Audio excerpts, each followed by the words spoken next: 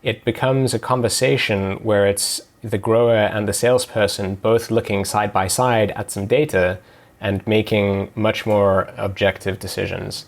And so we've seen some of our customers in the ag space on that like field sales side, their sales rates have gone up as much as 20% because they're able to have a much more structured conversation around data rather than having more of a he said, she said type conversation. You're listening to the Drone Radio Show podcast, the show about drones and the people who use them for business, fun, and research. Hosted by Randy Goers.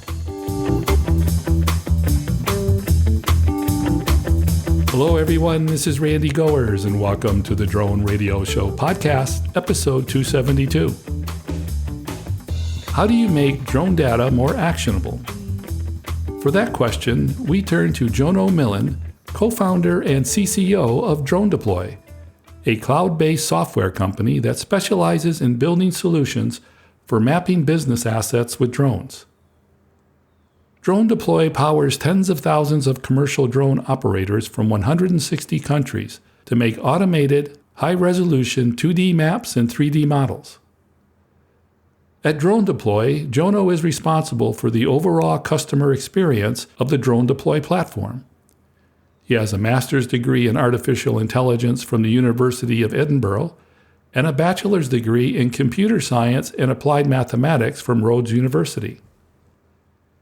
In this episode of the Drone Radio Show, Jono talks about DroneDeploy, the successful growth of drones in the agricultural sector, and he shares some insights into how to make the conversation around the data to engage customers in decision-making. But before we hear from Jono, I want to thank those of you who are supporting my funding campaign. Whether it's $1, $100, or much more, you can help defray the cost of production and keep the podcast going and growing. Go to droneradioshow.com/donate. So let's find out how having conversations around drone data can help companies make better decisions with Jono Millin of DroneDeploy. Let's pick up the interview where I asked Jono to introduce himself.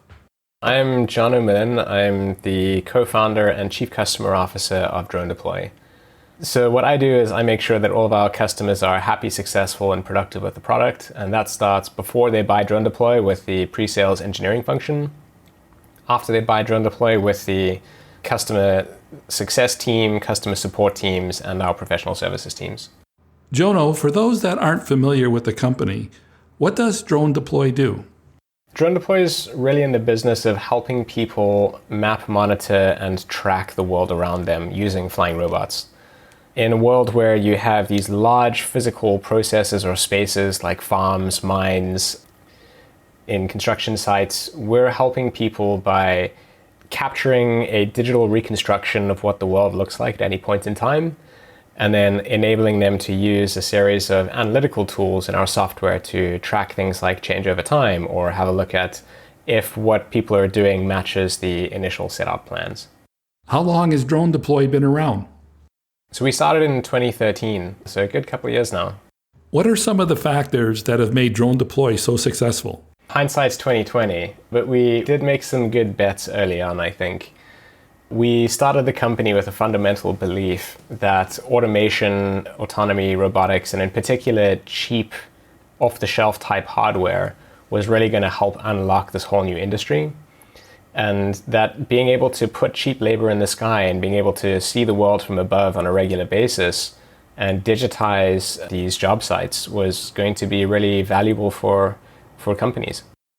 Now, 7 years ago, the commercial drone industry was really in its infancy. Back then, what were you able to promise to a customer? When we first started the company, we moved out to America, we couldn't buy a drone off the shelf. This was before the Phantom V1 was released by DJI. You had to buy kits of lots of little components and oftentimes soldering different things together and a lot of assembly in order to actually have something that works. So all of our initial testing meant that if anything went wrong, there were always these big questions of was it the drone, was it the hardware assembly, or was it the software that we were writing that was causing any particular issues? So a lot's changed since then, but the first offering that we actually had out in the market was before the days of SDKs for drones. So we actually had a Raspberry Pi with a LTE modem, a little USB modem plugged into the Raspberry Pi. And we wrote some software that lived on the Raspberry Pi that would reroute all of the communications between the autopilot and the sensors on board to our cloud infrastructure. So in one way, when we first started, we were way, way, way too far ahead in terms of looking into the future, because I, in early 2014, remember flying a drone in another country over cellular, and you could have multiple drones connected at the same time, all just using the iPhone or Android phone that you had in your pocket. And when we moved to this world of SDKs, we gave up some of that high-tech factor, but came with it this massive scalability of all you needed to do to use Drone Deploy was download an app. You didn't have to get any hardware or any crazy integration processes. Who uses Drone Deploy? When we first started the company, I think one of the interesting insights that we had was that drones were going to be a very horizontal tool. At the time, the best analog we could come up with was it's going to be something like Microsoft Excel, where there are definitely a primary target of people. Like financial analysts, for example, use Excel very, very regularly, and accountants and things like that. But I'm a weird kind of person. I like to plan my holidays in spreadsheets, and I have to-do lists in spreadsheets and things like that. So it's one of these tools where it's hard to pick a target audience because it is broadly useful for everyone. It just helps you structure and organize information and then do some analysis on that information. And for us at the early days of Drone Deploy, we actually picked about 50 customers out of a huge list of a couple thousand that applied to be our initial beta program. And we picked them from a variety of different industries. And we just watched what their behavior was and saw what they did with Drone Deploy. What were they asking us to build? What kinds of feature requests did they make? And we learned that there's a surprising amount of commonalities across a variety of industries. For example, mining and construction seem like very different things, but they're just the same at different ends of the supply chain. So in mining, you're typically taking walls and you're turning them into dust and rocks. And in construction, you're taking dust and rocks and turning them back into walls again, just in a different place. But the types of supply chain analysis, like volumetric assessments, the same kinds of tools. Are we doing the right things in the right places? A lot of the safety requirements, there's a lot of similarities between those organizations. And we also found that even strange things like agriculture didn't feel like it quite fit. But a lot of the mining and oil and gas customers were also really looking for, how do we tell if we're making an impact to our environment? How do we keep in check with EPA regulations? And the tools to assess plant health to make things grow on the agricultural side was the same set of tools they were interested in mining and oil and gas for, are we having an impact to our environment? In the last 2.5 years, Drone Deploy has analyzed more than 7.6 million acres of farmland in the United States. What has the company learned? Yeah, so many different learnings that we've had. My background is computer science, applied math, machine learning, that kind of thing. And I didn't really expect to have a deep understanding of how corn and soybeans were grown or how mining worked. But by just spending a bunch of time with customers, it's amazing getting that insight into all these different industries. When I think about how the industries have changed over time, agriculture is an interesting one because they were the first real adopters for commercial drones. Before we had Part 107 and there were clear regulations from the FAA, a number of people who owned farms that were trying to find more efficient ways to effectively grow their crops started leveraging drone technology. Whereas somebody in construction, mining, oil and gas, all these much larger companies had a much greater aversion to any regulatory risk. So only after Part 107, which today seems like ages ago, but when we think back, it was only at the tail end of 2016, so not actually too long ago, that the commercial drone industry opened up. And so the first couple of years of how are drones being used and what are the types of analysis and results that we're looking for, those initial commercial users were actually in agriculture that helped define a lot of the product and requirements.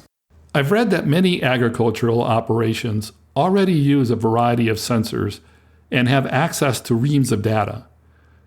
Has it been a challenge getting agricultural clients to see the added value in using drones? I was surprised at how quickly they adopted the new technology. I think coming from a much more technological and not having much exposure into agriculture, my initial assumption was that agriculture is quite rural. But especially in America and some of the large farms around the world in places, in Indonesia, South America, Australia, other places like that, they're really, really high tech. And the initial assumption that we had as well as a naive one was, it'll be the vineyards and fruits and nuts that have all this money because their crops are so valuable to spend on drones. And what we actually found was the fruits and nuts, there's such a high value per acre that you can actually just pay a person to go and have a look at stuff. Whereas where you really need the automation and the scale, that's where you're talking about things like corn and soybeans and potatoes, where you have these massive, massive large areas of farming where the individual units aren't so valuable in themselves, but you have this much more commercial agricultural operation. Drone Deploy saw a 32% increase in drone flights from 2018 to 2019. What do you think is driving this growth? In agriculture, I think what we've seen is an evolution of who's using this technology as well. So when it first started, our initial assumptions were it was going to be the grower. There would be a drone on every farm and they would use it as another tool in their tool belt as they went about their operations. And what we found is that it's really being most actively used by service providers in the agricultural space. So our biggest customers in the area are field sales reps, where you're going out and you're trying to sell seeds and you're trying to sell pesticides. Those used to be conversations where, naturally people are resistant to a salesperson trying to sell them something. And when that salesperson says you should buy more, the natural response is, do I really need that much? But where you can actually fly a drone and right there, because we've got our real-time live mapping feature, you can see results while the drone's still in the air. It becomes a conversation where it's the grower and the salesperson both looking side by side at some data and making much more objective decisions of what inputs are required. And so we've seen some of our customers in the ag space on that field sales side, their sales rates have gone up as much as 20% because they're able to have a much more structured conversation around data rather than having more of a he said, she said type conversation. And that's also true with things like agricultural insurance, for example. You can imagine a tornado rips through a field and destroys a bunch of corn. It's not going to be a very clean break. So you have an estimator go out and try to say how many acres were damaged and what they need to pay out on. It's actually quite a complicated question. And to stand on the back of your truck and look out over it and take a guess, you're not going to have a great guess. And again, you've got the insurer trying to say, no, it's less of a damage. And the grower is saying, no, it's much more damage, pay out more. And again, we can actually just bring data into the conversation and say, let's sit side by side and look at truth together. It massively reduces conflict and creates a much better customer relationship. It's interesting to me that it's the service providers that are driving some of this growth. Initially, it was growers experimenting with it, and then it was much smaller organizations starting to pick this stuff up. Whereas now we've got agricultural organizations that have thousands of pilots on Drone Deploy that are going out and flying very, very regularly. And so seeing these big enterprise scale deployments of drones is very exciting. Is there an industry or an application that surprised you or was something that you didn't expect? Oh my goodness, so many. That's the beauty of having this very horizontal tool. We've got Drone Deploy on every continent. I think we got reached out to by somebody in Antarctica earlier this week that's out on an expedition to try and map penguin colonies. And they were taking maps of their establishment that they have down there, but also using it for some environmental science aspects, which never would have guessed. I think one of the most obscure ones we heard early on was basically to scare birds away from both fish as well as fruit. So they tried to use the drones and use Drone Deploy to plan these erratic flights to literally scare birds away from fish farms or to scare birds away from vineyards and other fruits. Like an aerial scarecrow. Yeah, exactly. And I never would have guessed that. How has the coronavirus affected drone operations? It's an interesting question. We definitely did see a drop at the beginning of the year initially where there was this panic, everyone just stood still and they didn't quite know what to do. But we're at a stage now where there are more maps being made on Drone Deploy than ever before. And I think one of the things that this has pushed a lot of people to realize is, in a world where everyone's now working from home, you imagine you used to be a VDC coordinator on a construction site. You're now stuck at home. You're not part of the essential personnel that's allowed on the construction site in the areas that are restricted. You have so much less insight into what's happening on that construction site. It's very hard to make decisions or understand what's going on there. And when you're an owner or an executive or somebody else that's very highly interested in the progress of that project, you're definitely not on the value add list in terms of the actual construction progress. It becomes very challenging. You're kind of sitting in the dark. And so we've seen a big uptick in terms of drone usage to try and help people just capture what the state of the world is, to try and increase that communication across organizations. So the number of people flying has gone down, but the number of flights that they're doing has gone up. But the biggest increase has been the number of people that used to be able to go and glance over their colleague's shoulder to have a look at the data, or were just walking around on site. We've seen a massive increase in these analysts on Drone Deploy, where they're being able to consume that data and make decisions regardless of where they are in the world. We've talked about agriculture and you've touched upon mining. What are some of the other industries that are really capitalizing on drones today? Our biggest ones are actually, agriculture, construction, and the energy sector. And energy being both the oil and gas side, but also the renewable side. And those are by far the biggest kind of consumers of the product. But as I said, it's a very horizontal use case of being able to track and monitor the world. So the other bucket is also very big. There's a very long tail of different use cases. How is Drone Deploy positioned for beyond visual line of sight as it rolls out? Beyond visual line of sight is really key and exciting for us. And I think it goes in two different directions. The one direction is we can fly in long straight lines very far away. So that's enabling use cases like pipeline, vegetation encroachment for utilities, anywhere you have that kind of linear infrastructure, rail.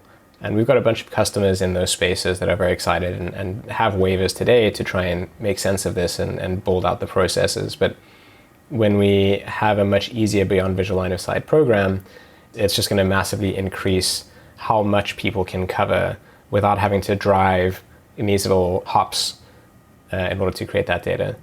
So that's the one kind of use case that there is in terms of BVLOS. The other one is being able to map the same place on a regular basis without having anyone there. So when you think of a construction site, that site is changing pretty quickly.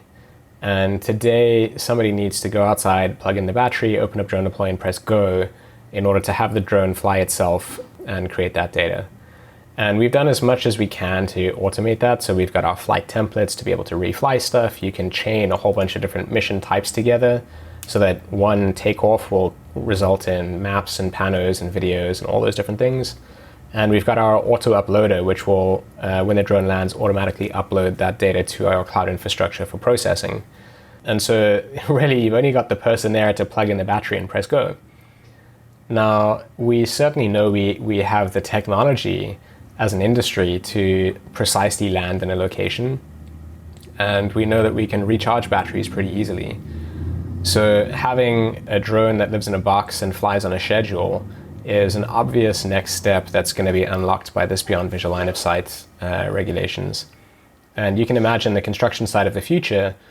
Why wouldn't you have somebody come and plug in a box and connect it to the internet one time and have consistent, regular, high-resolution information about your construction site at your fingertips without having anyone do anything else?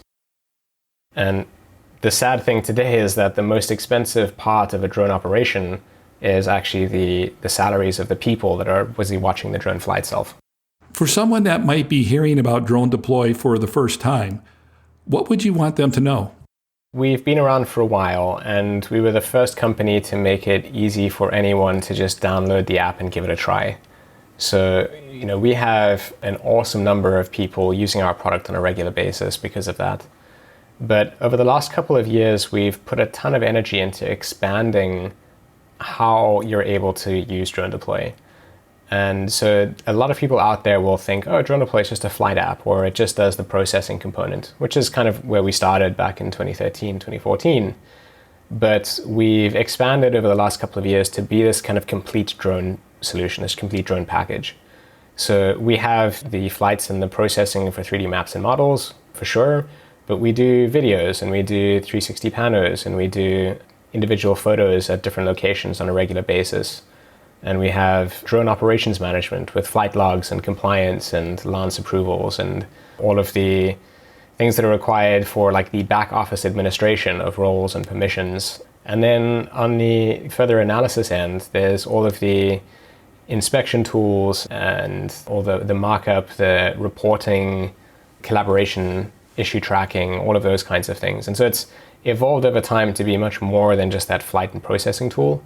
And I'd say that that'd be the one message I'm excited for people to hear more about from Drone Deploy is, check us out and have a look, because we build stuff really quickly and we have a lot of great product releases. So it's evolving and changing on a regular basis. I thought it was interesting that Drone Deploy works with and encourages partnerships with other entities to develop a whole host of applications. I mean, rather than trying to do it all yourself, it seems Drone Deploy is leveraging the expertise of so many different outlets.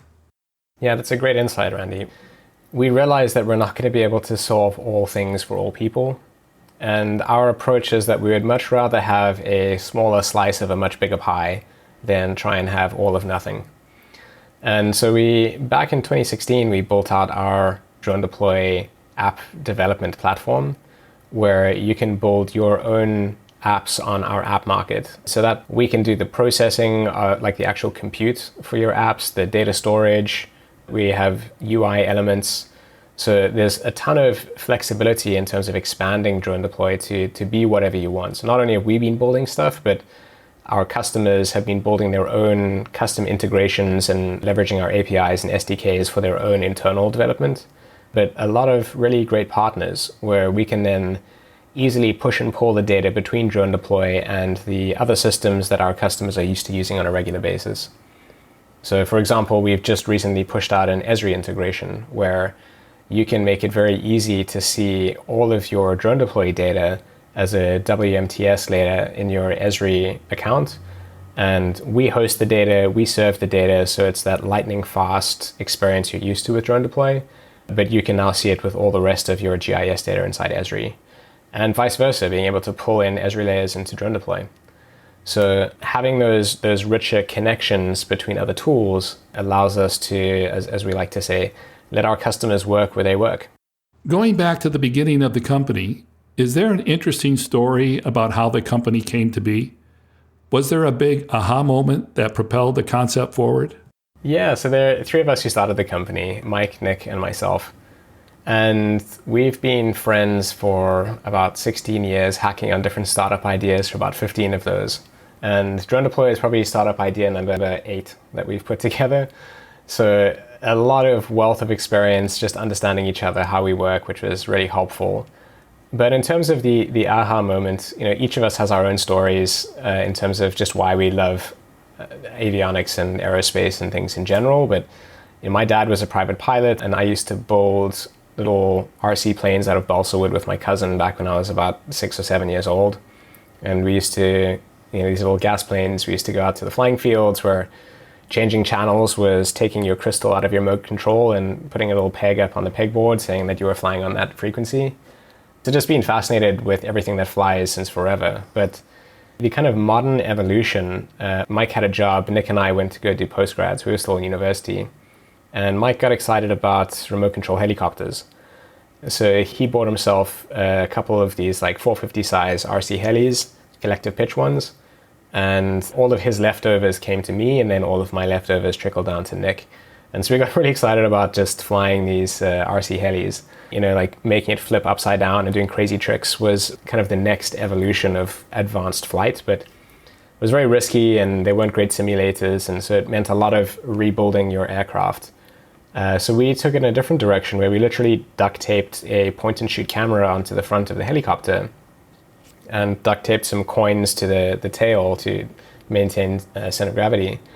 And we would fly it around just on an auto shutter and end up with a couple hundred terrible photos and one or two good ones. And that was, back in about 2008, 2009 that we started to see like, wow, the world from above is kind of interesting, and reflecting on how complicated and expensive it is to get somebody to fly, a highly trained person in an aircraft to fly from an airport with somebody riding shotgun that has a camera to go and take a couple of photos. That's more expensive than it should be. And a couple of experiments later, we had a look at possibilities of using drone data for legal disputes. But again, the hardware really wasn't ready in that time frame. And we started thinking more critically about it in about 2011, when we tried to work with a game reserve in South Africa to help them with anti-poaching efforts. And just realized a bunch of the challenges that existed. In South Africa, a lot of the time you're teaching people how to use a laptop or an iPad before you teach them how to use the software, before you teach them all of the complexities of the drone itself. So we realized it just had to be super, super simple. And the initial use case was just flying around with a little fixed wing with a video camera and capturing video for a flight duration, coming back and letting people watch what was going on there. But realized very quickly that it was hard to see, where is the drone at any point in time when you're rewatching the video, because a lot of things in the bush just look the same. So you might see something interesting in the video feed and say, well, where is that? How do I get there? The other question you'd ask is, what's going on in a certain location? Maybe you know that there's an area that's a hotspot of activity. How do we know how to fast forward the video to get to that explicit place? And so 3 things that came out of that. The one was we had to make it really easy for people to use, not because they were dumb, but just because they're busy. They got other stuff to do. So how do we simplify the processes and make it really reliable and repeatable? And the other things was it has to be really easy to make sense of the data out at the other end. We needed to enable people to answer questions like, if I see something interesting, how do I physically go there? And if I know that there's an area that I'm interested in, how do I find that data very quickly? And so the result was actually that realization of we need to make maps. And in 2012, we just saw a big shift in terms of the hardware. There was just a lot of progress on batteries and motor technology, the autopilot technology. That's kind of when Chris Anderson quit Wired to go and start 3DR. And that inspired us that the time was now as hobbyists. And so late 2012, we quit everything and jumped full head on, where Mike and Nick moved in with my girlfriend and I in our 1-bedroom apartment in Edinburgh in Scotland. And then in early 2013, we said we're going to do it full on and moved out to Silicon Valley into our little 1-bedroom apartment there. How did you know that you were on the right track? We had some confidence, but there's definitely a lot more kind of courage, I think, than anything else that was driving us at that point in time. We initially just started brainstorming ideas and spoke to a bunch of venture capitalists. And I think the thing that initially gave us confidence was just hearing their excitement. We had been used to talking to people and them thinking we were kind of crazy. And now suddenly we had this audience of people that were like, wow, we can actually see a future where this is a big thing. So the initial proof point was smart people willing to give us, we raised a $2 million seed round back in 2013 after only a couple of weeks of going out and looking for funding. And all of a sudden we were capitalized and we had people that believed in us. And that was really empowering. What advice would you give to other entrepreneurs who want to start a drone-based business today? You'll speak to a lot of people and everyone has opinions. And the real trick is trying to disambiguate what do you listen to and what don't you listen to. And having the confidence to be able to say that I spend more time thinking about my company than any of these other people do, that's really helpful to try and balance their feedback, is by thinking, well, how much time have they spent thinking about this and how much experience they have in this space? The other thing that we found really helpful was just being humble. And when somebody asks you a question, do you know how to answer that? And are you proud of your answer? Do you have belief and faith in your answer? And if you have questions, then take the time, go back and think through those answers But if you're sure about it, then that's a good signal that it's okay, move on. You don't have to, not everyone's going to believe. Where do you see Drone Deploy going into the future? So there are kind of two avenues. We have our customer conference every year, and the last customer conference we had, Mike, our CEO, gave a great talk just on the notion of crossing the chasm. What is it going to take for us to get to broad mass adoption of this technology? And in the kind of classic book, there are two main things that help push it. It's that complete solution, so the more your product can do without having to go anywhere else, but then also complete convenience. How do you do that in a way that it's going to make it much easier, less admin, more automation? And so those are two directions that we're pushing hard on at Drone Deploy.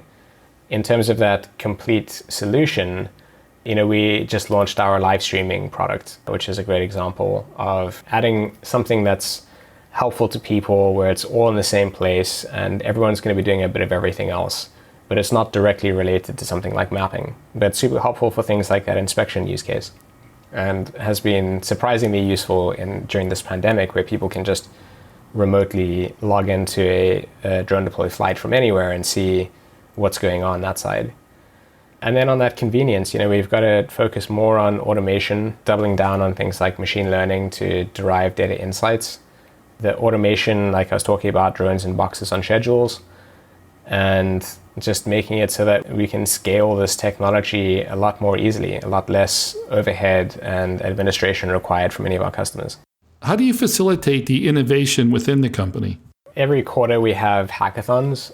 So that's anyone in the company can take a day or two off and just try and build something cool.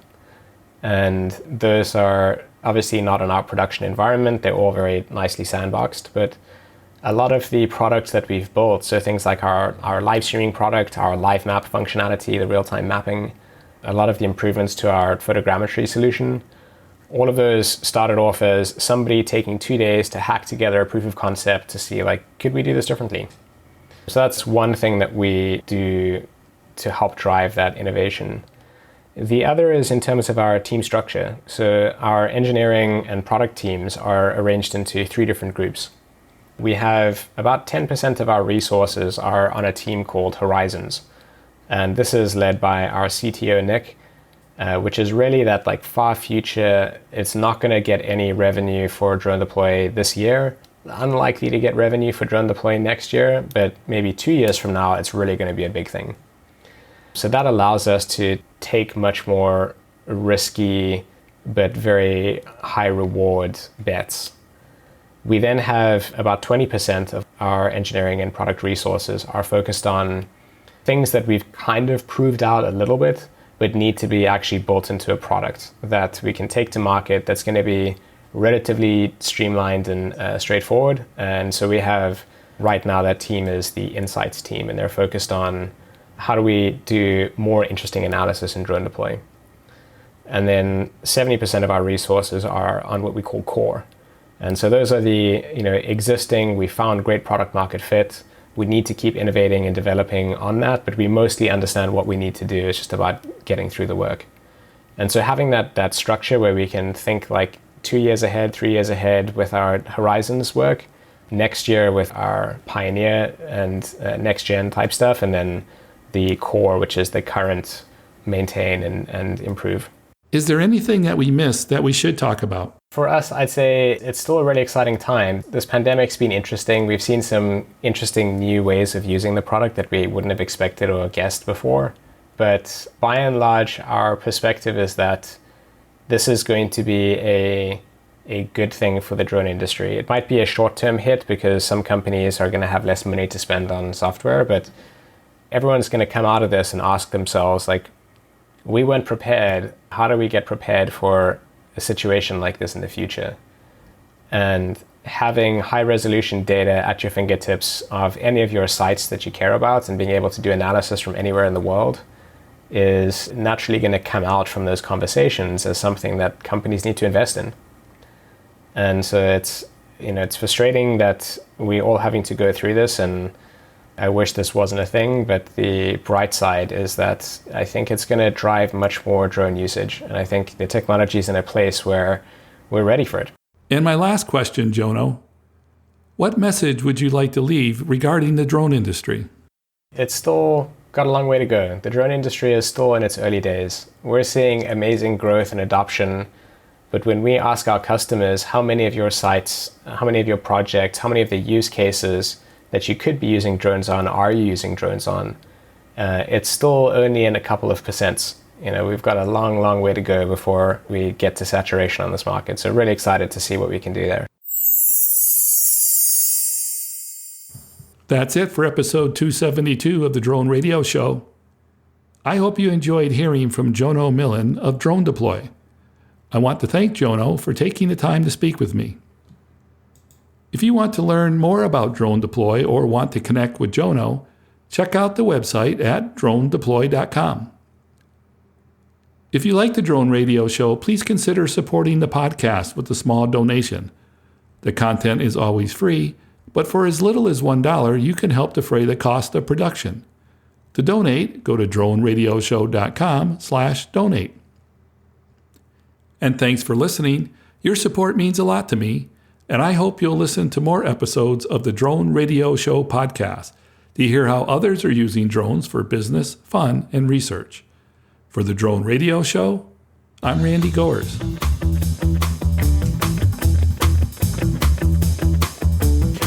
This has been the Drone Radio Show podcast. More information on today's show can be found on our website at www.droneradioshow.com. If you're using drone technology for business, fun, or research and would like to share your experience on the show, please visit our website and fill out a guest appearance application. And don't forget to follow us on your favorite social media channels.